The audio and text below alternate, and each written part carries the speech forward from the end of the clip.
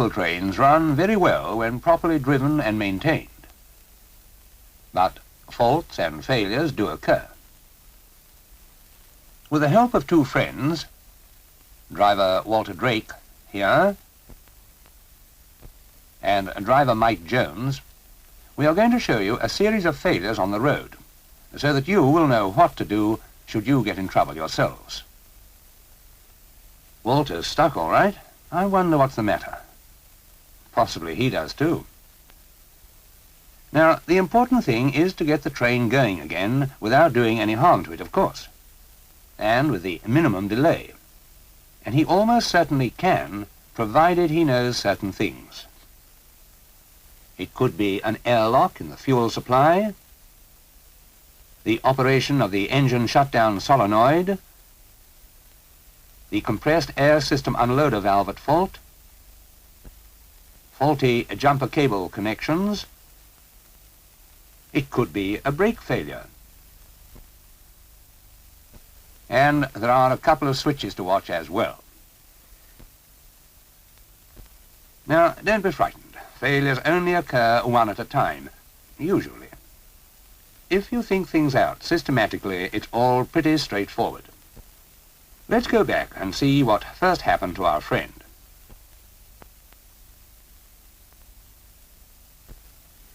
He was driving along happily enough when, good heavens, number 2 engine light has gone out. This could be serious. First, of course, make sure that the engine really has stopped by using the tachometer switch. Yes, no doubt about it. No, do not try to start the engine again while the train is still running. The throttle is wide open and the engine is still in gear. Besides, you should inspect the engine before trying to restart it. You've no idea what may have happened. At the first convenient stopping place, go and have a look at it. Before leaving the cab, remember to destroy the vacuum, stop the other engine, and make sure the compartment door is locked. You don't want some inquisitive schoolboy fiddling with the controls.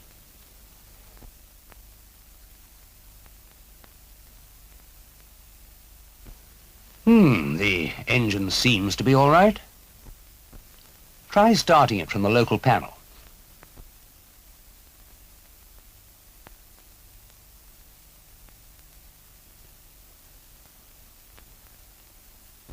But try only 3 times and pause for at least 10 seconds between each attempt to allow the engine to come to rest. Sometimes the flywheel will go on rocking longer than this. No good. Something really is wrong. Next, check on the engine shutdown solenoid.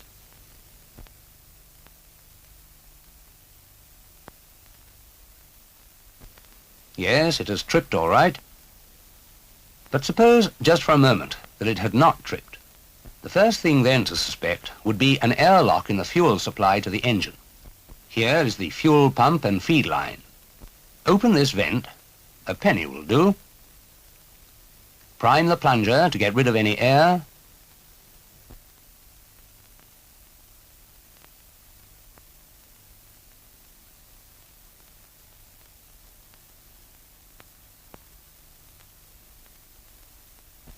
Then close the vent again.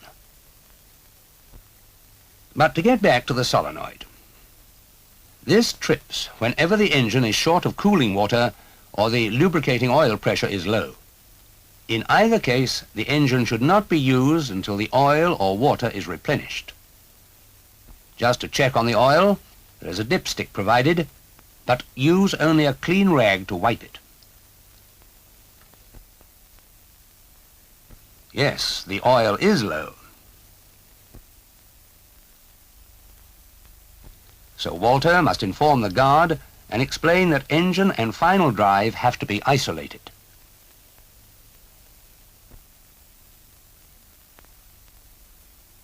The train must be drawn up to clear the platform ramp. The platform would otherwise be in the way because the plunger of the final drive to be isolated is on that side, the opposite side from the failed engine.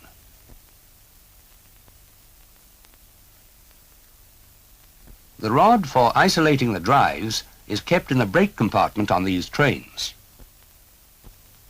This is the plunger with which the rod must engage. Insert the rod. Now pull out, rotate a quarter turn and let go. Quite easy, really. So far, so good. But the dog is still engaged with the final gearing, and it must yet be locked in the neutral position.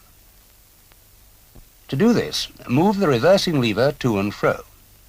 The dog will move likewise until the plunger drops into the slot on the dog. There. Now the dog is locked clear of both gears.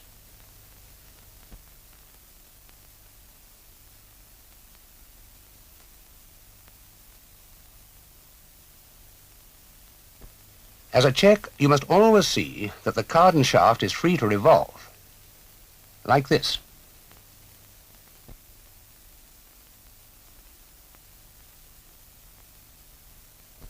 Lastly, isolate the engine with the cab key. Whenever you have a failure like this, brief details must be reported at once to the depot through a signalman or a member of a station staff, so that necessary action can be taken there.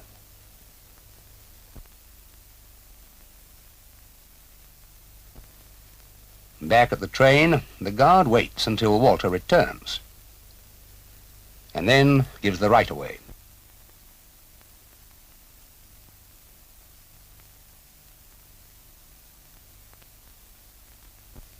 Our friend is on his way again. It could happen to you, and you must be able to act as Walter has done.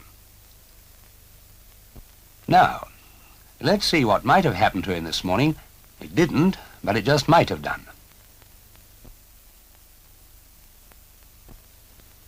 Oh, and it was so early, too. This train had been stabled away from the depot overnight.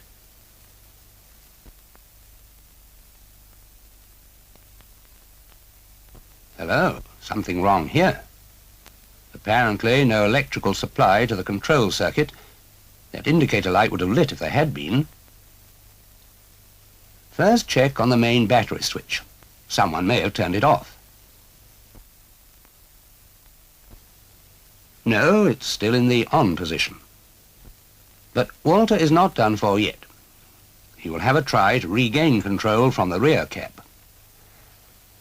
These jumper cables can be a source of trouble, but in this particular case it is most unlikely.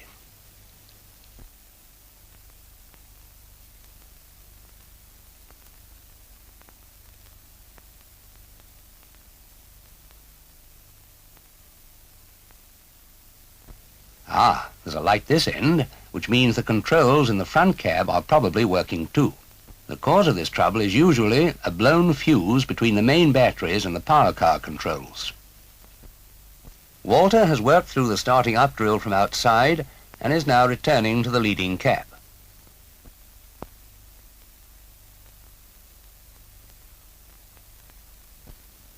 No, it will not move unless the reversing lever is properly in place. In fact, there is very little you can do with the train unless it is. Now to start up again.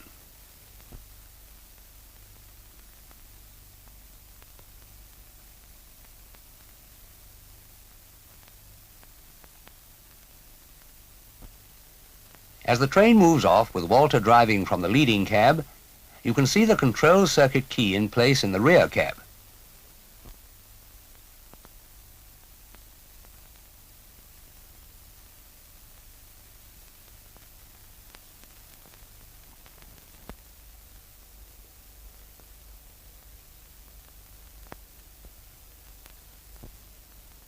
As Walter goes on his way again, let's see how our other friend, Mike Jones, is doing today.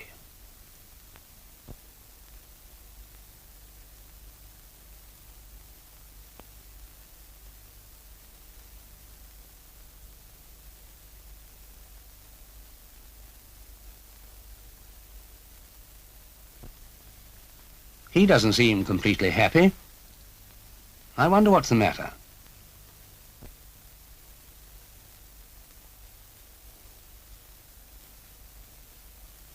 Yes, something is worrying him. Wheel spin? No, it can't be that. Dry rails and a slight downgrade. But change up from second to third gear is certainly not 20 miles an hour. Must be gearbox trouble. For the time being, throttle back and engage the next highest gear, in this case, gear 3. At the next stopping place, try to correct the fault. It's a slipping annulus brake band, not so formidable as it sounds. First, stop the engines, then select the faulty gear from neutral, or from any other gear for that matter. The air pressure needle dropping shows that the wear adjuster is at work in the gearbox. Remember, the dead man's handle must be depressed all the time to prevent the automatic return of the gears to neutral. You should do this at least 6 times. This is what is happening in the gearbox. You can see the slot turning as the adjuster nut tightens.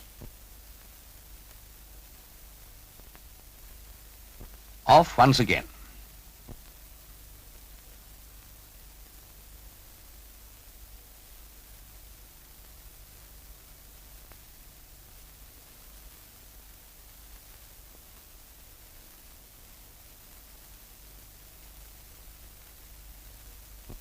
Up to second gear.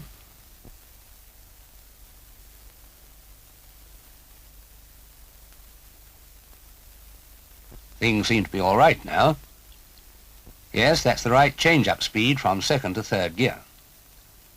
The brake band wear adjuster has done its job and everything is working correctly again in the gearbox. If you should ever hear any unusual noises or vibrations from the engines, stop them for your own safety and check up on the cause. There's a great deal of very valuable equipment under the train and it's up to you to protect it from harm.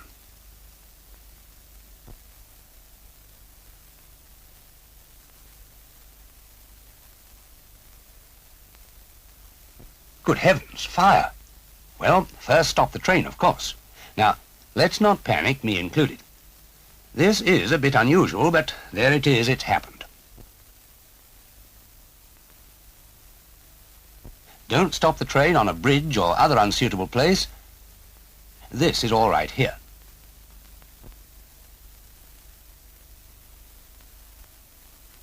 First, destroy the vacuum completely. Then stop the other engine, turn off the control switch key, and collect the extinguishers. The automatic extinguishers under the train emit a rather toxic gas, so it's a good idea to check on the wind direction. The automatic extinguishers are very efficient and nearly always deal successfully with an engine or flywheel fire by themselves. But if the fire should continue to burn, the guard should look after the passengers and go on fighting it with the other extinguishers while the driver goes off to protect the train. In this case, the fire has been promptly put out and there's a good chance that the controls will be unaffected, so that the train can continue its journey as far as the next station. But before Mike goes, there are several things to do. First, turn off the alarm bell. Then, isolate the engine. The flame switch is for your use in case the automatic extinguishers happen not to have gone off automatically. Remember, it is important to conserve the other extinguishers if possible. It's most unlikely, but just in case the fire should break out again, the automatic ones are now empty and these would have to be used. See if you remember the drill for isolating the final drive. It's always isolated from the side of the train opposite to the disabled engine. Insert the rod, rotate the plunger a quarter turn, and let go. Now move the reversing lever to and fro.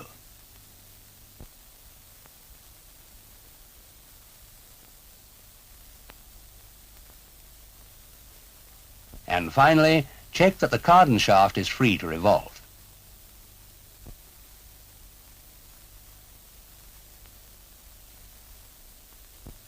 Things seem to be all right. Slowly does it. Notice that no air light is showing. The isolation of any final drive is the only occasion when you are allowed to run without the air light showing.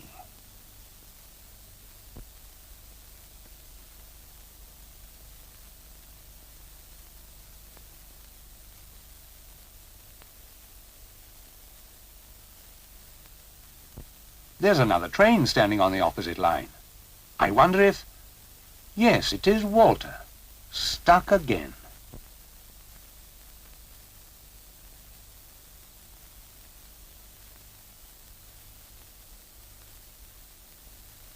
Looks like trouble with the feed valve. Dirt or something. Yes, that's about all that could have caused the intermittent fault that Walter has just experienced.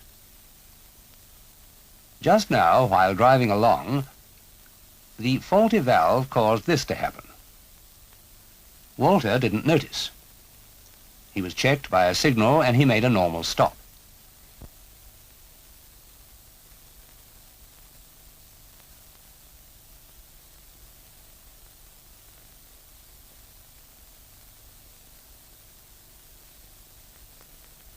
When he released the brake, only the usual 21 inches was registered on the train pipe.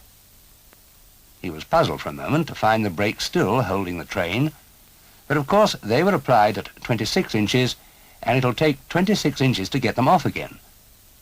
Or will it? No, there's nearly always something that can be done. First, apply the handbrake. Then pull the brake release cords. Their position is marked on the frame by the usual white star. Number 1, under the power car front bogie. Number 2, behind the power car rear bogie.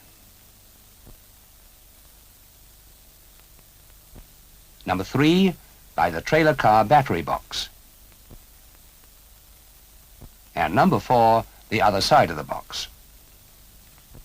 This has equalized the vacuum on both sides of the brake cylinders. Remember to take off the handbrake, but to avoid a repetition of the fault when you drive off again, release the vacuum brake and return it to the lap position as soon as the vacuum reaches 21 inches.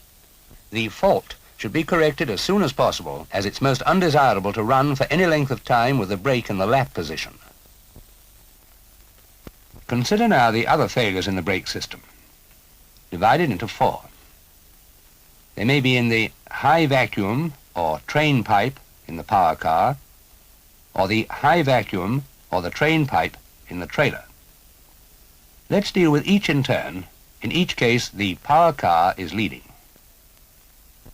Train pipe failure on trailer car. Whether the train becomes a failure really depends upon finding the leak. And it's not easy, as Walter is finding out.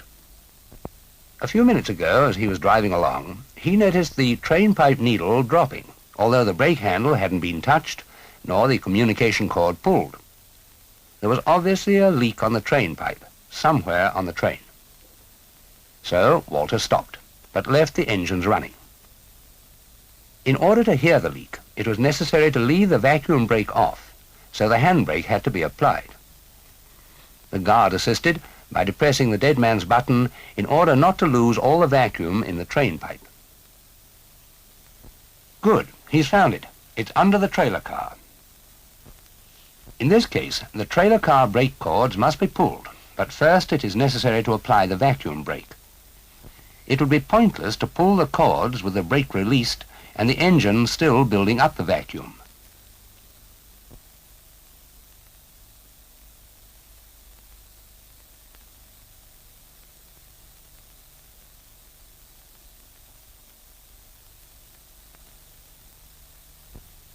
Now he must uncouple the train pipes between the two vehicles.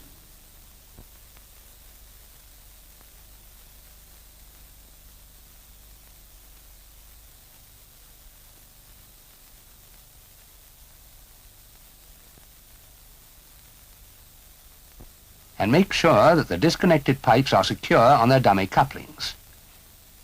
Black is the train pipe, blue is the high vacuum.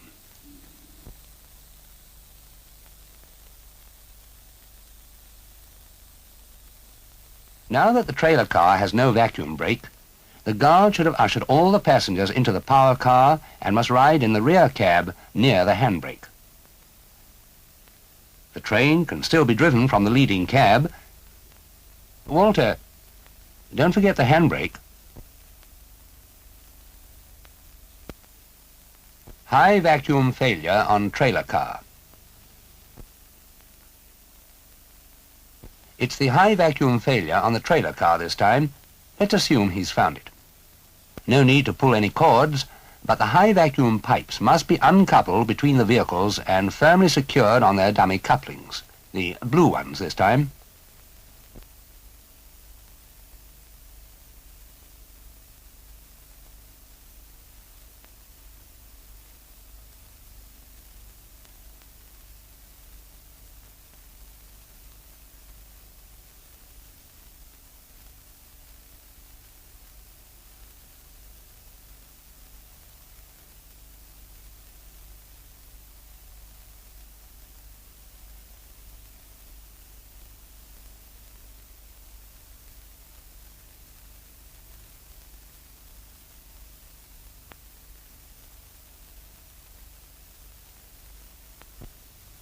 The train can again be driven from the leading cab, the power car cab.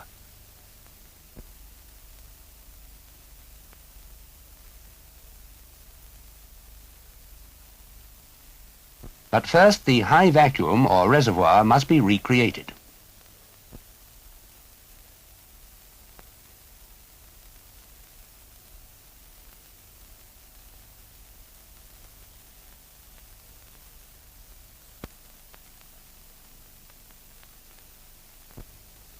Train pipe failure on power car.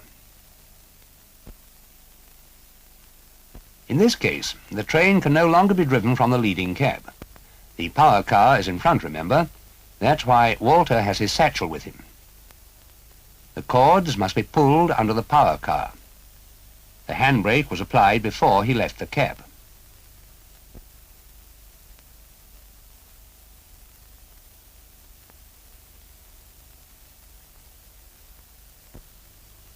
This situation involves some rules, but we'll come to those in a minute.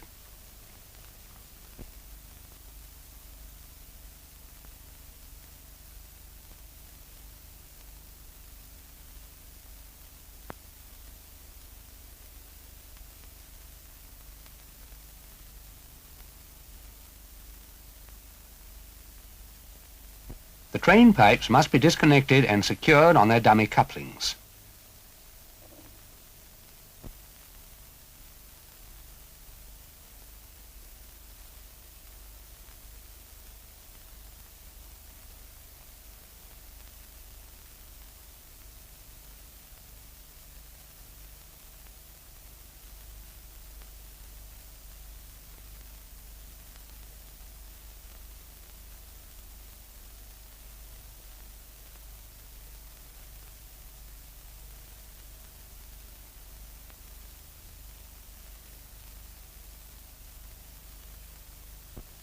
The vacuum supply is still available in the rear cab because it's obtained from the high side or reservoir, which is still intact.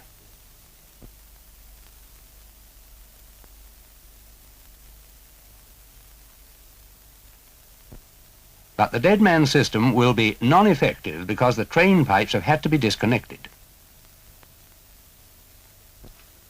So another competent person must ride with the driver in case he should become non-effective too. Luckily, there is a spare guard available, travelling passenger. When there is no spare member of the operating staff aboard a diesel train, disabled in this way, one must be picked up from the nearest station. The train guard must, of course, ride in the leading cab.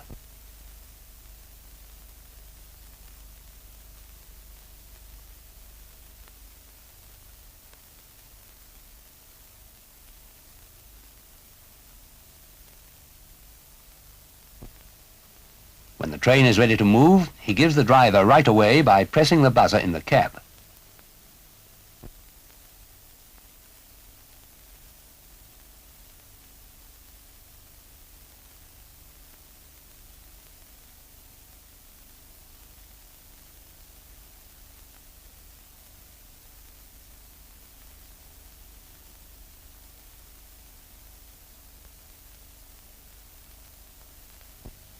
If something happened to the driver, the spare guard would use the emergency brake to stop the train.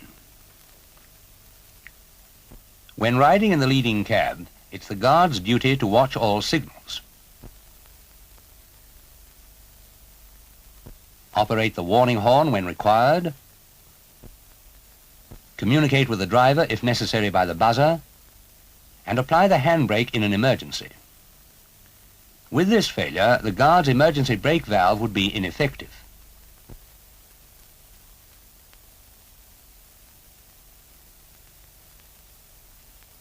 Driven in this way, the train must run at a reduced speed and be taken out of service at the first opportunity. High vacuum defective on power car. This is the last of the brake failures. The high vacuum has failed on the power car, which is still leading. There is nothing that can be done. Or is there? Well, yes. Sometimes it is at least possible to clear the running lines, as can be seen here. Arrangements have been made to run into the sidings, whilst Walter has pulled the brake cords throughout the train.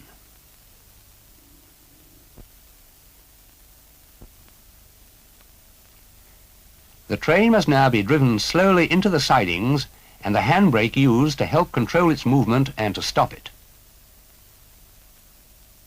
It is possible for the driver to set the train in motion and then to move to the handbrake. There is no need to hold the throttle down, as the dead man's device is non-effective.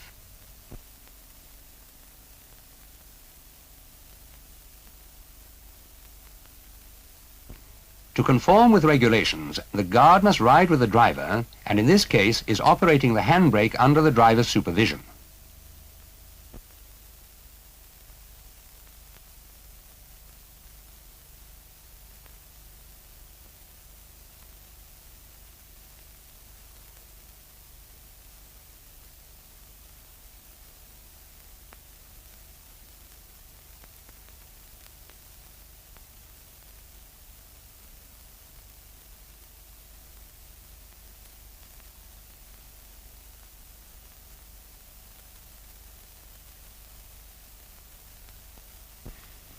The train is now clear of the running lines, and the rest of the normal service can carry on uninterrupted.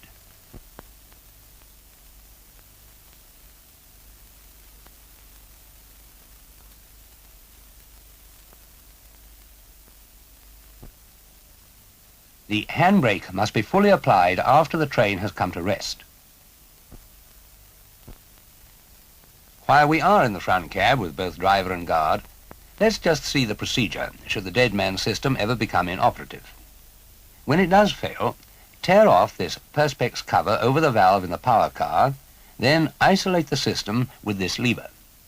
Afterwards, the guard must ride with the driver in case the driver should be taken ill.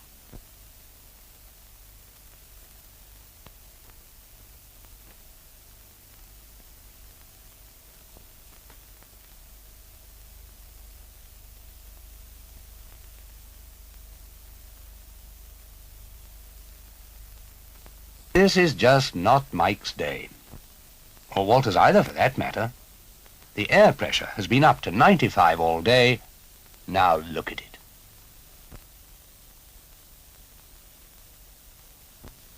First, check the unloader valve for a fault. No, that's all right. Not a siding for miles, not a hope of clearing the running lines. Only one thing for it. Try to isolate both drives while there's still enough air pressure. The guard will have to go back to protect the train and fetch assistance at the same time. Mike has plenty on his plate. If the drives are not isolated, the train won't be able to move at more than 25 miles an hour, and it's a hell of a long way. The pressure's going.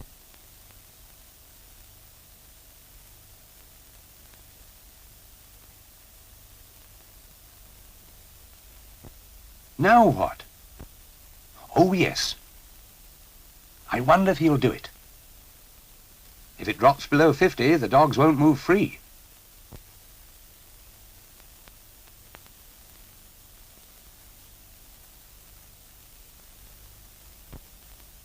Good old Mike, he's done it. And with little enough to spare.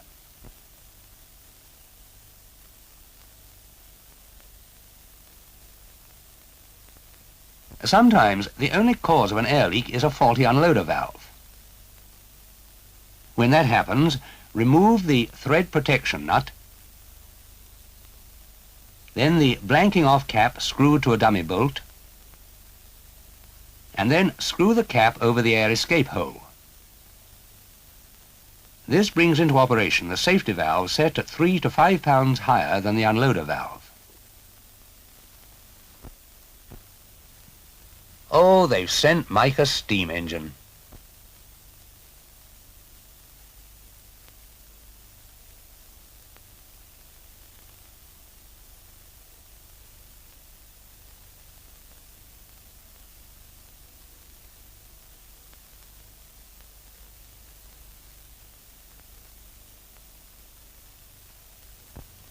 A disabled diesel train may be assisted by any type of train or locomotive, providing certain precautions are taken.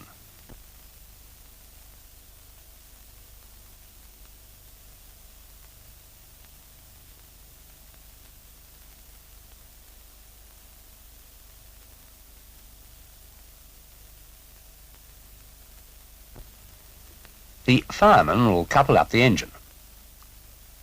Meanwhile, Mike must explain briefly the cause of the trouble so that the other driver will know how best to handle the train. Only the screw coupling and vacuum train pipe can be connected.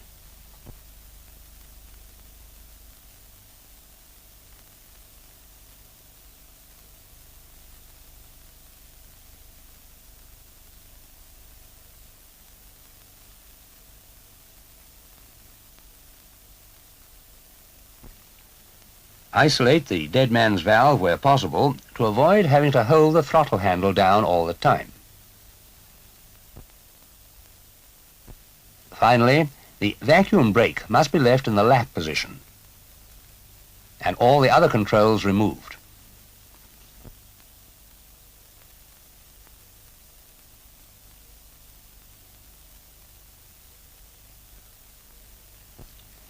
Now the train is ready to move, but cautiously and at a reduced speed. The diesel train driver must now ride in the leading cab and signal to the driver of the steam locomotive whenever necessary. But suppose a diesel train turned up to assist instead.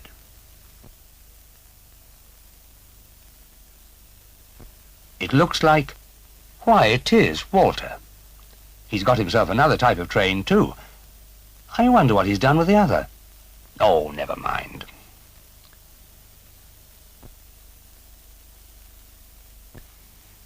Explanation as to the trouble is necessary in this case, too.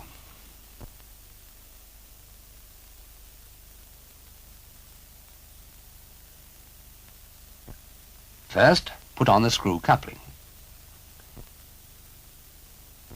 These two types of train cannot be fully coupled because the control systems differ.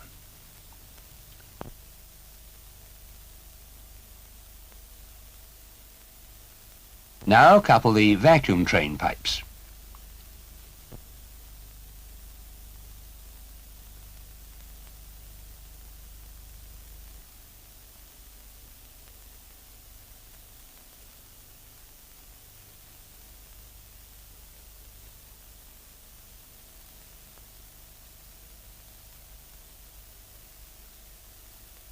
The brake must be left in the lap position, the other controls removed,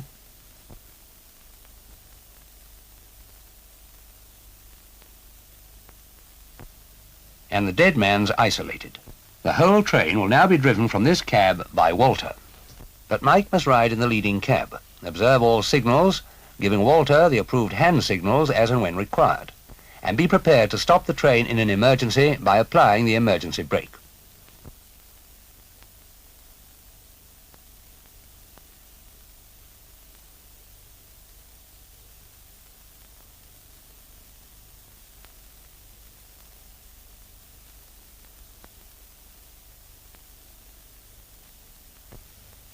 Cheerio, Mike.